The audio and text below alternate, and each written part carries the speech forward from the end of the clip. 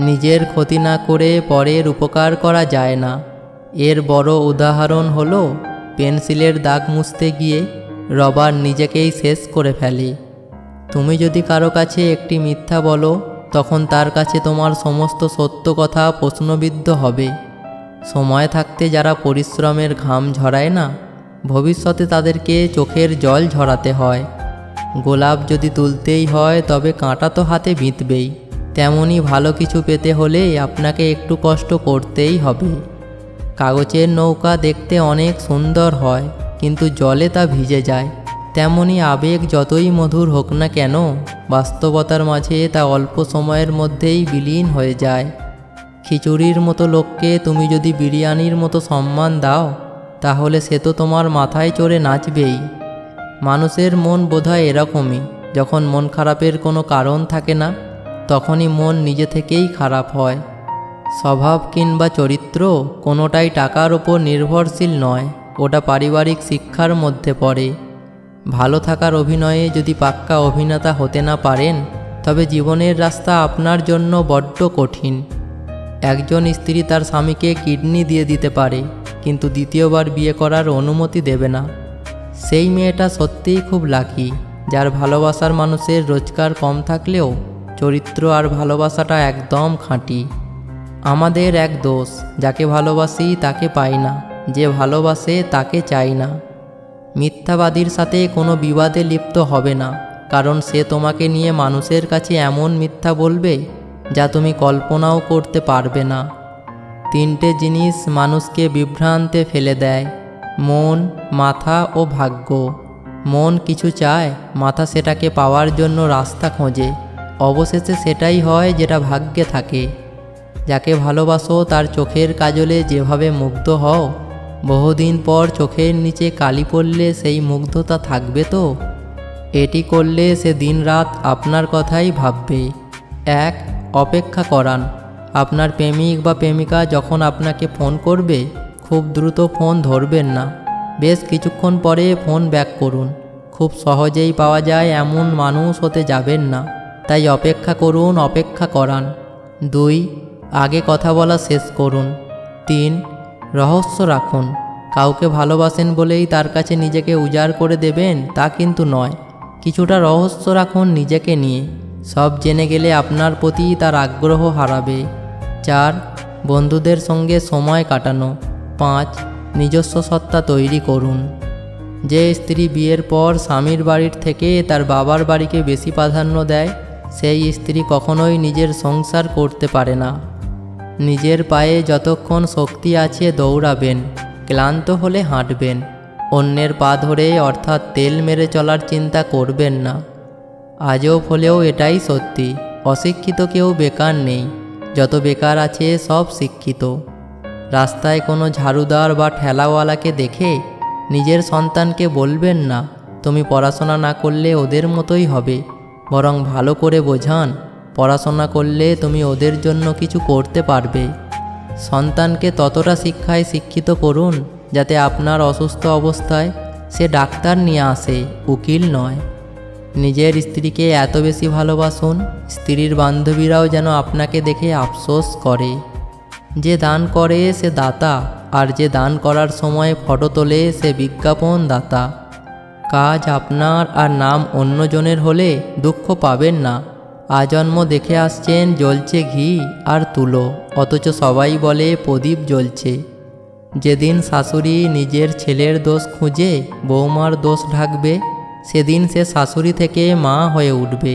তেমনি যেদিন বৌমা তার শাশুড়ির ব্যাপারে তার মায়ের কাছে খারাপ বলা ছেড়ে দেবে, সেদিন সে বৌমা থেকে মেয়ে হয়ে উঠবে। শাশুড়ি বৌমার সম্পর্ক এরকমই হওয়া উচিত। স্বামীকে এই 5টি কথা বললে আপনার সাংসারিক জীবনে অনেক অশান্তি আসবে। নাম্বার 1, স্বামীর অর্থনৈতিক ব্যাপারে কটাক্ষ করা। নাম্বার 2, অন্যের সামনে স্বামীর কোনো কিছু নিয়ে মজা করা।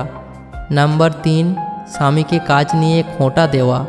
নাম্বার 4, তাকে সব ব্যাপারে অভিযোগ করা। নাম্বার 5, তাকে ছোট বড় সকল ব্যাপারে দোষারোপ করা। আপনি যদি দোষ খুঁজতে চান তাহলে গোলাপের সুগন্ধেও দোষ খুঁজে পাবেন, আর আপনি যদি গুণ খুঁজতে চান তাহলে গোলাপের কাঁটাতেও গুণ খুঁজে পাবেন। মন খুলে কাউকে মনের কথা বলার আগে একটু ভেবো, কথাগুলো যাদেরকে বলছো তারা কি আসলেই এই কথাগুলোর মর্যাদা রাখবে? নিজের উন্নতিতে এতটাই সময় দাও যে অন্যের বদনাম করার মতো সময় তোমার কাছে যেন না থাকে। নিজের সমস্যাগুলোর কথা মানুষকে নয় ভগবানকে বলুন, তিনি গোপনে শুনেই গোপনে সমাধান করে দেবেন।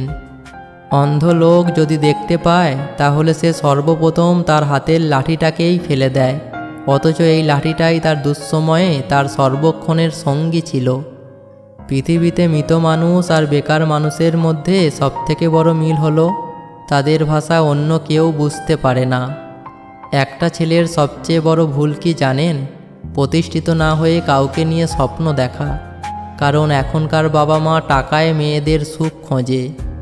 মানুষ যখন কারোর প্রশংসা করে তখন খুব কম লোকই তা বিশ্বাস করে, কিন্তু যখন কারো নামে বদনাম করে তখন প্রায় সবাই তা বিশ্বাস করে। নদীকে পরিষ্কার করার দরকার নেই, শুধু নোংরা করবেন না, নদী নিজে নিজেই পরিষ্কার করে নেবে। গাছ লাগানোর প্রয়োজন নেই, শুধু গাছ কাটা বন্ধ করুন, গাছ নিজে নিজেই গাছে ভরিয়ে দেবে। শান্তি রক্ষা করার প্রয়োজন নেই, শুধু অশান্তি করবেন না, শান্তি নিজেই ফিরে আসবে। নিজের স্ত্রীকে এই 4টি কথা বললে আপনাকে ভিক্ষা করে খেতে হতে পারে। 1. কখনোই তার সামনে অন্য নারীর প্রশংসা করবেন না। 2. তার পরিবার সম্পর্কে খারাপ কিছু বলবেন না। 3. একটু রাগী হবেন। 4. কাজে সাহায্য করবেন। মনে রাখবেন, যার জীবনসঙ্গী খারাপ এই দুনিয়াতে সে ভিক্ষুকের মতো। এক দেশের এক রাজা ছিল ভারী অত্যাচারী। সে চাইতো সে যা বলবে সবাই তা মেনে নেবে, জি হজুর বলে তাকে সমর্থন করবে। সে চাইতো সে দিনকে রাত বলবে, রাতকে বলবে দিন। অমনি মন্ত্রী আর সহকর্মীরা বলবে, ঠিক হজুর ঠিক। সে চাইতো প্রজারা তার নাম শুনেই মাথা নত করবে। রাজার কথা সবসময় মেনে নেওয়া সম্ভব হতো না প্রজাদের। যেমন একবার রাজা প্রজাদের আদেশ করল, তোমাদের দ্বিগুণ খাজনা দিতে হবে। শুনেই প্রজাদের আর্তনাদ শুরু হয়ে গেল। অনেকের পক্ষেই দ্বিগুণ খাজনা দেওয়া সম্ভব হলো না। রাজার কোটালরা এসে ধরে নিয়ে গেল তাদের। পাইকারি হারে মৃত্যুদণ্ড দেয়া হলো। রাজ্যের বহু লোক প্রাণ হারালো। রাজার অত্যাচারে কেবল যে প্রজা মারা যেত তা নয়, মন্ত্রী, আমত্ত এবং রাজকর্মচারীদেরও নিস্তার ছিল না। একজন মন্ত্রী হয়তো মনের ভুলে একটি সত্য কথা বলে ফেললেন। রাজার তা পছন্দ হলো না, অমনি সে তার প্রাণদণ্ড দিল। কারণে অকারণে মন্ত্রী, আমত্ত আর রাজকর্মচারীদের মৃত্যুদণ্ড চলতে থাকলো রাজার হুকুমে। ফলে দরবারে মন্ত্রী, আমত্ত আর রাজকর্মচারীদের সংখ্যা কমতে লাগলো। শেষে এমন হলো যে রাজদরবার অচল হয়ে পড়ল। সবচেয়ে সংকট দেখা দিল মন্ত্রীদের অভাবে। রাজা ঘোষণা দিল, মন্ত্রী চাই, মন্ত্রী নিয়োগ করা হবে।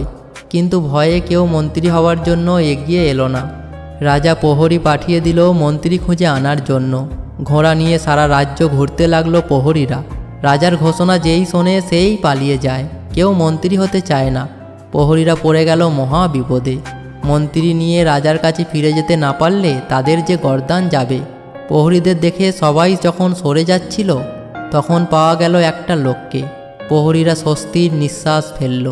লোকটাকে বলল, ভাই, রাজা তোমাকে মন্ত্রী বানাতে চায়, এক্ষুনি চলো। লোকটা ছিল মাতাল। সে প্রহরীদের কথায় রাজি হয়ে গেল। সে জিজ্ঞেস করল, আমাকে কি করতে হবে? প্রহরীরা বলল, রাজার সব কথায় কেবল জি হজুর বললেই চলবে। লোকটি ছিল জাতে মাতাল, কিন্তু তালে ঠিক।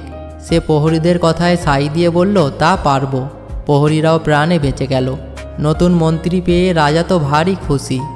এমন অনুগত মন্ত্রী তার আগে একটিও জোটেনি। কিছু না বলতেই সে জবাব দেয়, জি হজুর, ঠিক হজুর। আগের মন্ত্রীরা রাজার প্রশ্ন শুনে কিছু একটা ভেবে চিন্তে কথা বলতো, কিন্তু নতুন মন্ত্রী ভাবনা চিন্তার ধার ধারে না, সোজা বলে বসে, জি হজুর, ঠিক হজুর। রাজা ভাবল, এমন না হলে কি আর চলে। কিছুদিনের মধ্যেই রাজা বিগড়ে গেল। মানুষ হত্যার ইচ্ছেটা আবার নড়াচড়া দিয়ে উঠল তার মাথায়। মন্ত্রীকে হত্যা করার খুঁত খুঁজতে লাগলো সে। রাজা একদিন বলল, চলো মন্ত্রী, আমরা কোথাও থেকে ঘুরে আসি। মন্ত্রী বলল, জি হজুর, ঠিক হজুর।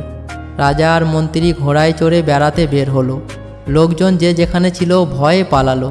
কি জানি পাগলা রাজা আর মাতাল মন্ত্রী যদি কোনো অঘটন ঘটিয়ে বসে। দরবারের বাইরে এসে রাজা ভারী আনন্দ পেল।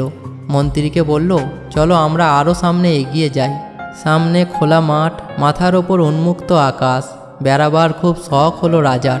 ঘোড়া ছুটিয়ে উঁচু নিচু পথ পেরিয়ে তারা এলো একটা বিশাল প্রান্তে সবুজ বন। বনের ধার ঘেঁষে বিরাট একটি দিঘি। এতক্ষণ পথ চলতে চলতে রোদের তাপে ক্লান্ত হয়ে পড়েছিল রাজা। দিঘির সুন্দর জল দেখে তার ইচ্ছে করল স্নান করতে। অমনি সে মন্ত্রীকে বলল, আমি স্নান করব, তুমি জিনিসপত্র পাহারা দাও। মন্ত্রী বলল, জি হজুর, ঠিক হজুর। রাজা মুকুট খুলল, সব পোশাক খুলল, স্নান করতে নামলো দিঘিতে। ঠান্ডা জলে শরীরটা জুড়িয়ে গেল তার। আরাম পেয়ে আরও সামনের দিকে এগিয়ে গেল সে। তার খেয়াল ছিল না যে সে সাঁতার জানে না। সামনে এগিয়ে যেতে যেতে গভীর জলে ডুবে যেতে লাগলো রাজা। অমনি সময় সে চিৎকার করে মন্ত্রীকে বলল, বাঁচাও বাঁচাও। মন্ত্রী বলল, জি হজুর, ঠিক হজুর। সে একটুও নড়ল না। রাজাকে উদ্ধার করার নামও নিল না। দাঁড়িয়ে থেকে কেবল বলল, জি হজুর, ঠিক হজুর। এই দিকে রাজা দাপাদাপি করতে করতে গভীর জলে ডুবে গেল, আর কিছুক্ষণের মধ্যেই মারা গেল। মন্ত্রী আর কি করবে? রাজার মুকুট পরল, পোশাক পরল, ফিরে এলো রাজধানীতে। সবাইকে জানিয়ে দিল, এখন থেকে আমিই রাজা।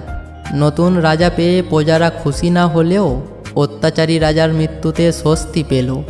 যুগে যুগে সবসময় অত্যাচারী মানুষদের পরিণাম এমনই হয়ে থাকে।